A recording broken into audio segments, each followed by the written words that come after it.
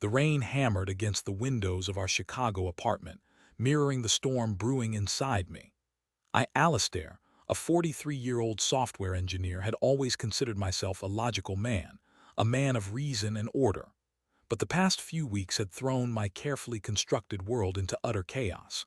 It all started with the little things. Bronte, my wife of 15 years, a vibrant and successful marketing executive, started coming home later, claiming increased workloads.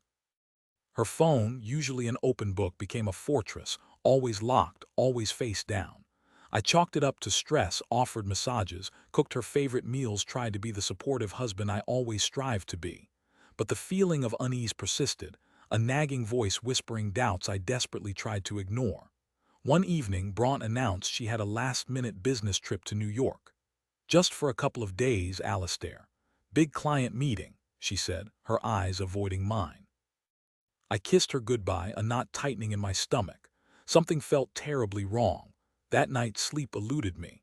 I tossed and turned, the silence of the apartment amplifying my anxiety. Around 3 a.m. I found myself drawn to Bronte's laptop, sitting innocently on her desk. I knew I shouldn't, that invading her privacy was a violation of the trust we shared. But the need to know, to silence the gnawing doubts, overwhelmed me. With trembling hands, I typed in her password, a password I hadn't realized she'd changed. A wave of cold dread washed over me. Why would she change her password? After several attempts, I finally got in. My eyes scanned the screen, landing on her email inbox. There it was, a message from an unknown sender with the subject line, "Missing you." My heart pounded in my chest as I clicked on it. The email contained a string of intimate messages, filled with longing and desire. The sender's name was Caspian. My breath hitched. I didn't recognize the name. As I scrolled through the thread, the sickening truth began to dawn on me. Bronte was having an affair. The business trip to New York, a lie. The late nights, lies. Our entire marriage, built on a foundation of trust and love, was crumbling before my eyes. The emails painted a vivid picture of their affair, stolen moments, secret rendezvous, passionate declarations of love. Caspian was apparently a colleague of Bronte's, someone she worked closely with. The betrayal felt like a physical blow, knocking the wind out of me. I stumbled back from the desk, my legs weak, my mind reeling. How could she? How could she do this to me, to us? Tears welled up in my eyes, blurring the screen. Alistair, the logical, rational man, was reduced to a sobbing mess. My world shattered into a million pieces. The next 2 days were a blur of anger, disbelief, and profound sadness. I replayed our entire relationship in my head, searching for clues, for signs I had missed. Had I been blind? Had I been so caught up in my own world that I failed to see what was happening right under my nose? I barely ate, barely slept. I couldn't bring myself to confront Bronte, not yet.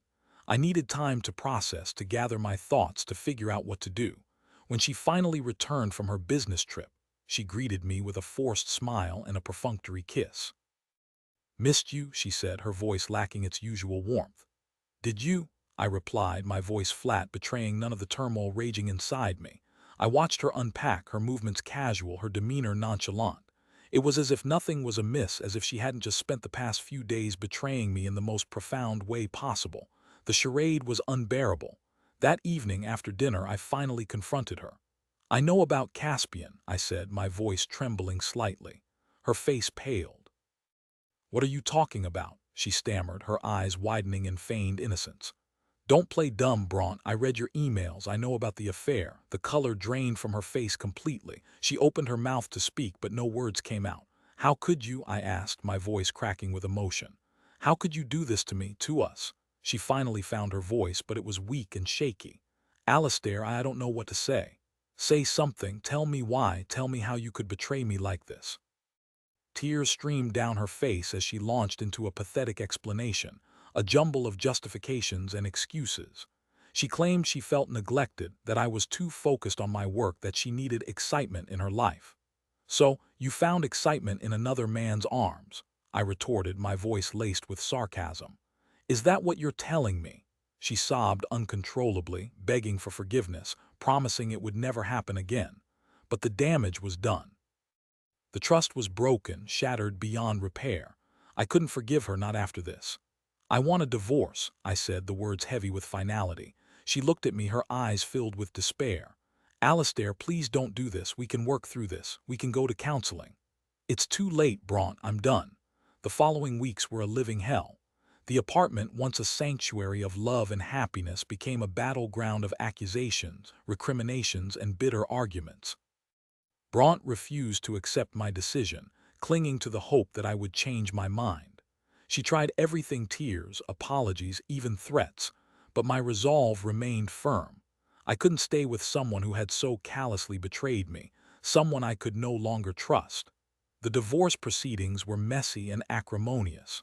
Bronte fought me every step of the way, trying to drag out the process and bleed me dry financially. She even tried to turn our friends and family against me, painting herself as the victim and me as the heartless husband who was abandoning her. But the truth eventually came out, and most of our friends and family sided with me. The divorce was finally finalized after months of legal wrangling. I moved out of the apartment and into a small condo in the city. It was lonely at first, but I slowly began to rebuild my life.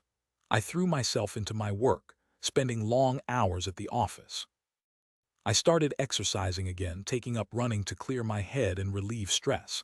I reconnected with old friends and made new ones. One evening, a few months after the divorce, I received a call from a mutual friend, Linus. "Alistair, have you heard about Bronte?" he asked, his voice filled with concern. "No, what's going on?" "She got fired from her job. Apparently, her affair with Caspian was discovered, and the company didn't want to deal with the scandal." A wave of satisfaction washed over me, quickly followed by a pang of guilt. I shouldn't be happy about her misfortune, but I couldn't help feeling that she deserved it. "That's not all," Linus continued. "Caspian left her. He said he only wanted a fling and that he was never serious about her." My jaw dropped. Karma, it seemed, had finally caught up with Bronte. She had lost her job, her lover, and her husband. She was left with nothing but the consequences of her own actions. I felt a strange mix of emotions: pity, vindication, and a lingering sadness. I didn't want her to suffer, but I couldn't deny that she had brought it all upon herself. A few weeks later, I ran into Bronte at a local coffee shop. She looked gaunt and her eyes hollow and lifeless. She approached me hesitantly, her voice barely a whisper. "Alistair, can we talk?" We sat down at a table and she began to pour out her heart. She apologized for everything, admitting that she had made a terrible mistake.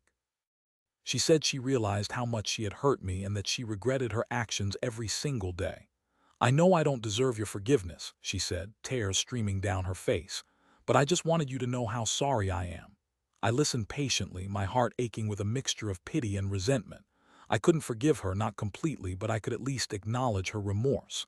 "I appreciate your apology, Bronte," I said, my voice soft but firm. "But it doesn't change anything." "We're over," she nodded, her eyes filled with sadness. "I know, I just needed to say it." We sat in silence for a few moments, the weight of our broken marriage hanging heavy in the air. Then she stood up and walked away, disappearing into the crowd. I watched her go, a sense of closure washing over me. I knew I would never forget her, but I also knew that I had made the right decision. I had chosen to protect myself, to rebuild my life, to move on from the betrayal and heartbreak. It wasn't easy, but I was stronger than I thought. I had survived the storm and emerged scarred but not broken into the sunlight. Years passed. I focused on my career, achieved professional success, and found happiness in my own company and with supportive friends. One day I received an unexpected invitation to a tech conference in London. I hesitated, then decided it was time for a change of scenery. While there, I met a woman named Isolde, a kind, intelligent, and compassionate architect. We connected instantly, sharing stories and laughter. Isolde was everything Bronte wasn't: honest, genuine, and truly present. Our relationship blossomed quickly, and I found myself falling deeply in love again. This time it felt different, healthier. Isolde understood my past, my fears, and my vulnerabilities. She never judged me, only offered support and understanding. One evening, under the starlit London sky, I proposed to Isolde. She said yes, tears of joy streaming down her face. We married a year later in a small, intimate ceremony surrounded by our closest friends and family. As I stood at the altar, holding Isolde's hand, I knew I had finally found my true happiness. The pain of the past had faded, replaced by the joy of the present and the hope for the future. Bronte's betrayal had been a devastating blow, but it had also been a catalyst for change. It had forced me to confront my own vulnerabilities, to learn to trust myself, and to appreciate the true meaning of love and loyalty. I had emerged from the darkness stronger, wiser, and more resilient. And now, I was ready to embrace the future with open arms, knowing that I deserved to be happy, and that I had finally found someone who would cherish and love me unconditionally. The rain outside had stopped, and the sun was shining brightly, a symbol of the new beginning that lay ahead.